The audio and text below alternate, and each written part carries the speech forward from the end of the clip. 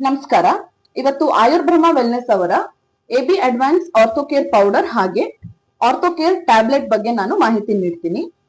Main ಆಗಿ ಇದು ಎಲ್ಲಿ ಯೂಸ್ ಆಗುತ್ತೆ ಅಂತ ಅಂದ್ರೆ ವಾತವ್ಯಾಧಿ ಅಂದ್ರೆ ಬಾಡಿಲಿ ಇರಬೇಕಾಗಿರೋಕ್ಕಿಂತ ಜಾಸ್ತಿ ವಾತ ಇದ್ದಾಗ ಬಾಡಿಲಿ ಉಂಟಾಗುವಂತಹ ಡ್ರೈನೆಸ್ ಮತ್ತೆ ಅದರಿಂದ ಉಂಟಾಗುವಂತಹ ಇನ್ಫ್ಲಮೇಷನ್ ಇಂದ ನಮ್ಮ ಕೀಲುಗಳಲ್ಲಿ ಎಲ್ಲಾ ಜಾಯಿಂಟ್ ಗಳಲ್ಲಿ ಪೇನ್ ಬರೋದು, ಬೆನ್ನು ನೋವು ಬರೋದು, ಶೋಲ್ಡರ್ ಪೇನ್ ಬರೋದು, ಹಾಗೆ ಕಾಲುಗಳು ಮಂಡಿ ನೋವು ಬರೋದು, ಆಮೇಲೆ ಆಂಕಲ್ ನೋವು ಬರೋದು, ಕಾಲು ಉರಿ ಆಗುವಂತದ್ದು, ಮತ್ತೆ ವಿಟಮಿನ್ ಡಿ ಸಪ್ಲಿಮೆಂಟ್ಸ್ ಕೂಡ ಬಾಡಿಲಿ ಕಮ್ಮಿ ಆದಾಗ ಅದಕ್ಕೆ ಕೂಡ ಸಪ್ಲಿಮೆಂಟೇಶನ್ ರೀತಿಲಿ ಕೂಡ ಇದು ಕೆಲಸ ಮಾಡುತ್ತೆ.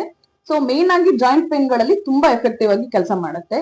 ಒಂದು ವೇಳೆ ನಮ್ಮ ಬಾಡಿಲಿ ಅಗ್ನಿ ಹ್ಯಾಂಪರಿಂಗ್ ಆಗಿ ಇಂಡೈಜೆಷನ್ ಇಂದ ವಾತ ಜಾಸ್ತಿ ಆಗಿದ್ರೆ ಅದನ್ನ ಸರಿ ಮಾಡ್ಲಿಕ್ಕೆ ಅಂತ ಹೇಳಿ ಸ್ಟೊಮಕ್ ಕೇರ್ ಲಿಕ್ವಿಡ್ ನ ಕೂಡ ನಾವು ಇದನ್ನ ಕಾಂಬಿನೇಷನ್ ಆಗಿ ಇದ್ರ ಜೊತೆಗೆ ಕೊಡ್ತೀವಿ.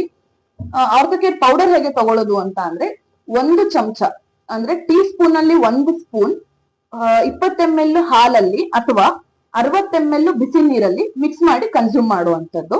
ಇದನ್ನ ಬೆಳಗ್ಗೆ ಮತ್ತೆ ರಾತ್ರಿ ಊಟ ಆದ್ಮೇಲೆ ಪ್ರತಿದಿನನೂ ಕನ್ಸ್ಯೂಮ್ ಮಾಡ್ಬೇಕಾಗತ್ತೆ.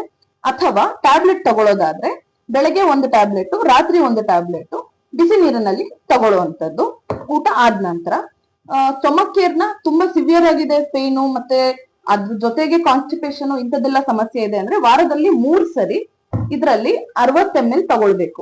30 ml ಡೈರೆಕ್ಟ್ ಆಗಿ ತಗೊಂಡು ನಂತರ ಈ ತರ ಗ್ಲಾಸಿನಲ್ಲಿ 2 ಗ್ಲಾಸ್ ಅಷ್ಟು ಬಿಸಿ ನೀರ್ನ ಕನ್ಸ್ಯೂಮ್ ಮಾಡ್ಬೇಕಾಗತ್ತೆ.